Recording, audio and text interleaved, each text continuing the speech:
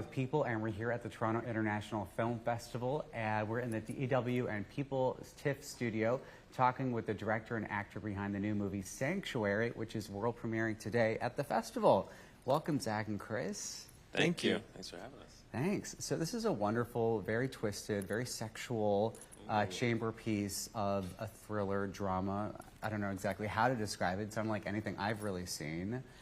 What drew you both to the source material?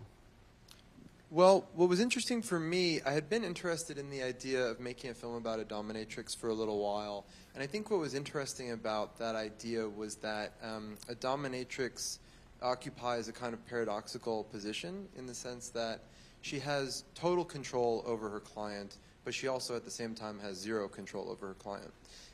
So that was kind of like my first inkling of being interested in telling a story set in this realm a number of years back. And then the genesis of the story itself came from a conversation that I had with my friend Michael Bloomberg, who wrote the film. It was June 2020. We were both very stir crazy and needed something to do. He was in LA, I was in New York, and he proposed this idea of just developing something together. He would write it, I would direct it. And we started talking about ideas, and this idea came up. I had pitched something very vague about a thriller with the dominatrix who attempts to rob a client, and he had written a one-act play a number of years earlier about a dominatrix and a client in a hotel room, and we went from there. I was running out of money, and I So thought, what better way to do this little movie? No, I mean, just it was when Zach sent it, and Micah, the writer I know as well, you know, it's just like it's a two-hander, and it feels almost like a play. And you know, at that point I hadn't worked in a little while, and I thought this would be a good challenge, and you know, and I hadn't worked on a play in a while also, so I felt like I was sort of being able to do a film that was very well written and with the sense of sort of feeling like I was doing like a theatrical piece as well.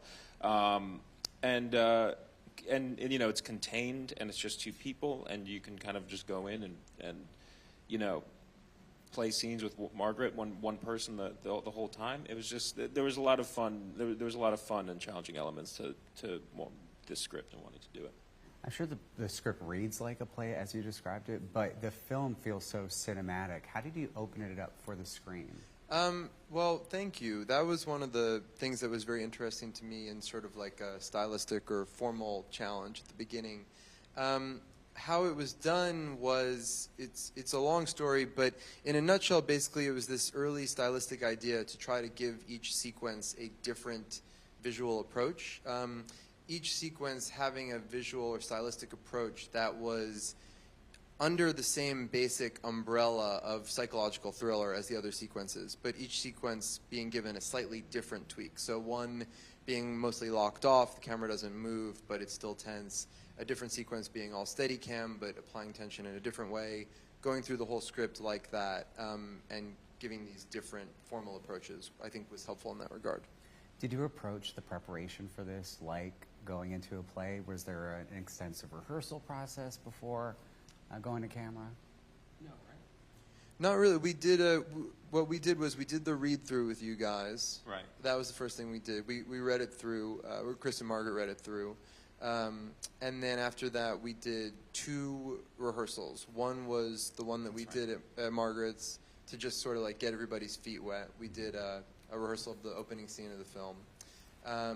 And then after that, we did, on the stage where we shot it, we did one blocking rehearsal of the scene that probably had the most complex blocking, where everybody's, you know, one goes here, the other goes there. It's a lot of very specific stuff. But that was basically it, because I don't know about, you know, your feelings, but for me, it's like you want to let people kind of find it in the moment on the day, so to speak.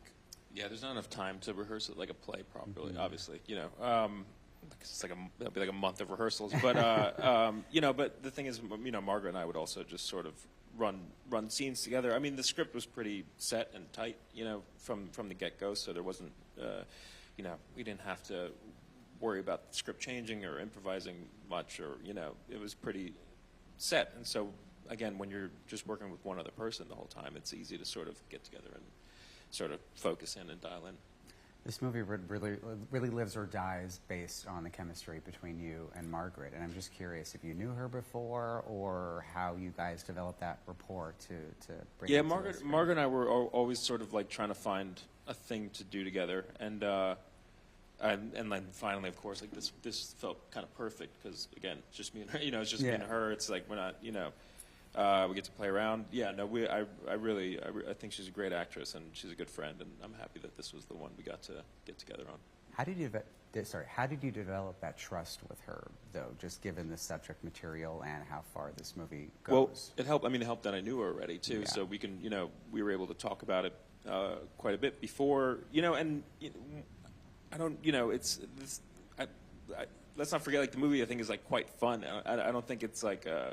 You know, it's not particularly heavy. You know what I mean? It's sort of surreal. There's a lot of surreal elements. So I think you have a lot of freedom when you sort of, you know, the boundaries are kind of expanded when you have that much freedom in a script like this.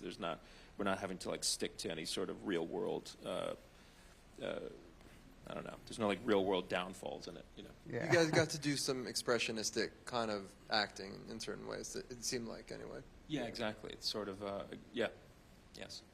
You're no stranger to filming uncomfortably intimate situations, given your time on Girls and now this. Do you ever get nervous before filming an intimate scene?